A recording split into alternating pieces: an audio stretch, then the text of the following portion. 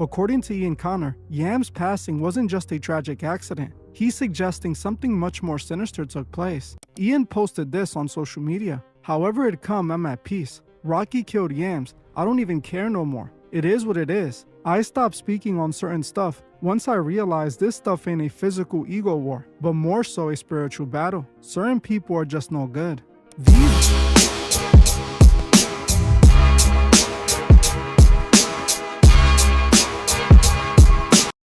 Alright, they say ASAP Rocky and Yam,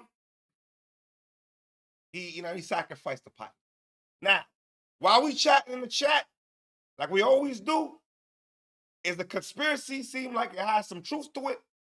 A bunch of bullshit. For a decade, the death of ASAP Yams has remained a mystery. In the world of hip-hop, it's always been one of the industry's darkest conspiracy theories. People have always speculated that it was Rocky's entry fee to the 1%. No matter what you believe, we have to acknowledge that the pattern is almost too consistent to ignore. A star on the verge of global superstardom loses the one person who helped them build it. For years, those speculations were never truly proven. Until now, Ian Connor, the man who was once close to the ASAP mob, just broke the industry's unspoken code of silence. After years of running with Rocky, he's now exposing him, publicly accusing ASAP Rocky of offering up Yams as a ticket to the next level. Today, we're looking into Rocky's success since that night and investigating the evidence that suggests Ian Connor might actually be telling the truth.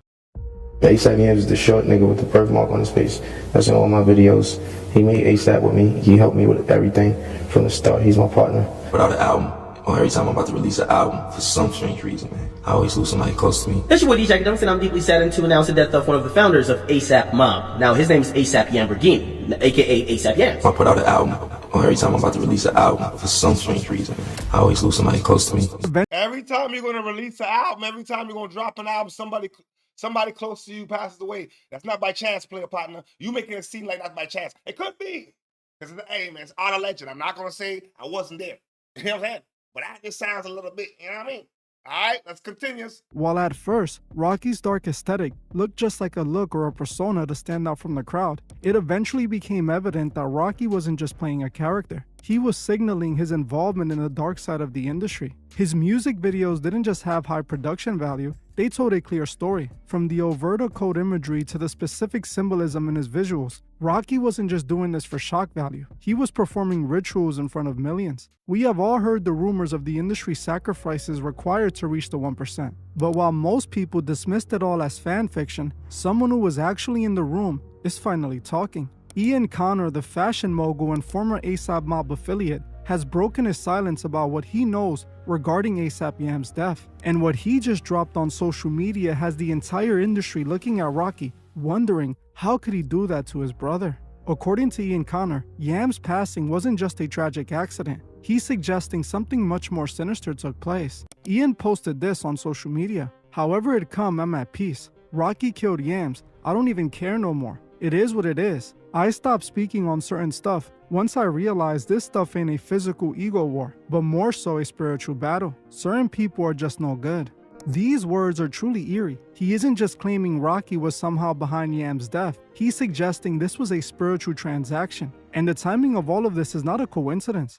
Just days ago, Rocky sat down with Joe Budden and was questioned about his ties to Michelle Lamy, the Dark Queen of Fashion, and his involvement in industry rituals. I covered that interview in this video. Check it out after this one if you haven't seen it. During the interview, Rocky tried to play it off, claiming he can't justify her dark aesthetic, but denying he takes part in any of the rituals. I can't justify the dark shit, weird shit she do. I think she think they misunderstanding it. Like, do she worship the devil? I wouldn't know because she don't do none of that shit around me. I love the fact that I'm comfortable in those rooms. Like, you know, it ain't no spells being casted when I'm around. You know what I'm saying? And I ain't doing no rituals. But the thing is, how can you deny your involvement when your music videos are literally visual blueprints of those same rituals? It seems like Ian Connor saw that interview, saw the denial, and decided it was time to break the code of silence. Now, it's important to note that Ian Connor and Rocky were once close friends and collaborators. He was essentially Rocky's handpicked protege. Back in 2016, Rocky was Ian's biggest offender. When the world was turning against Ian due to serious legal allegations, Rocky stood 10 toes down for him. He famously called Ian his little brother and a young visionary,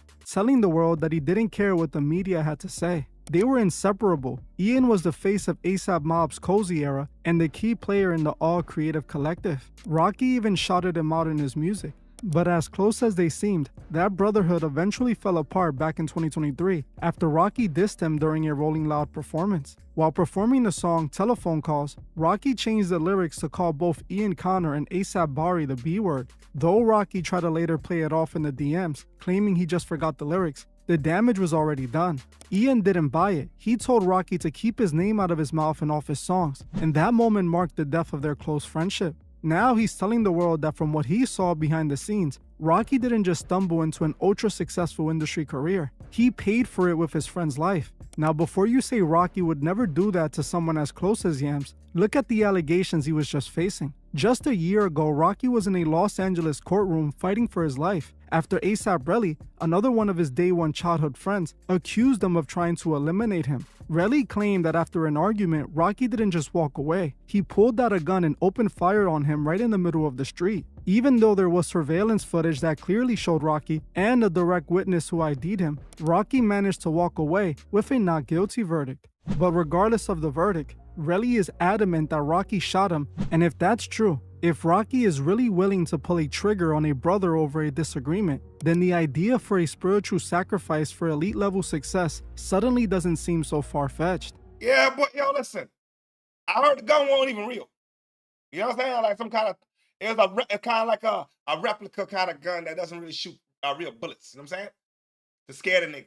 That's why he got off. That's I mean, I don't know.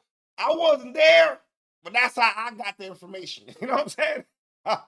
Rocky, because the evidence isn't just in this post, it's in the art itself. Back in 2011, right as he was blowing up, Rocky released a What's Up music video. While casual fans saw a cool aesthetic, others saw something much darker. Rocky was on screen seemingly performing a ritual, signaling his entrance into the world most don't understand. This video came out around the same time ASAP Rocky's father died. The What's Up music video came out in 2012. Rocky said his father died in 2012 as well. Think about that. He drops a video where he's seen doing a dark ritual, and then his father dies right as his music career starts to take off. And the pattern that follows after this is truly alarming. In a much more telling interview from a few years back, Rocky admitted to a cycle that has followed him since the very beginning of his career. He openly stated that every time he is about to drop a major project, he loses someone he loves. I put out an album, or every time I'm about to release an album, for some strange reason, man, I always lose somebody close to me. It was my pops, it was Yams, my sister, like, I always lose somebody close to me, you know, feel like, you know, some crazy, like,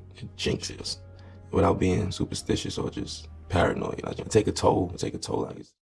Before his debut album, he lost his father. Before his career-defining album, At Long Live ASAP, he lost ASAP Yams. And Rocky didn't just dedicate the album to him, he merged Yams' face with his own on the cover, a literal binding of their identities. Before the testing era, he lost his sister. This happened less than a year before he went official with Rihanna, his billionaire partner and the mother of his children. While Rocky describes this as a curse or a tragic phenomenon, Ian Connor is pointing out what happened to Yams as a sacrifice. He is suggesting that Rocky knows exactly why these things happen, and that rise to the 1% requires a price that most aren't willing to pay. What's that price, you may ask? The life of his brother who started it all. To the casual fans, Yams was just a part of Rocky's entourage. In reality, Yams was the architect. He was the brains behind the ASAP mob and the sole reason Rocky had a platform to begin with. Yams was deeply connected in the streets of New York City. He spent years as an intern for New York legends like Jim Jones, learning the industry from the inside out.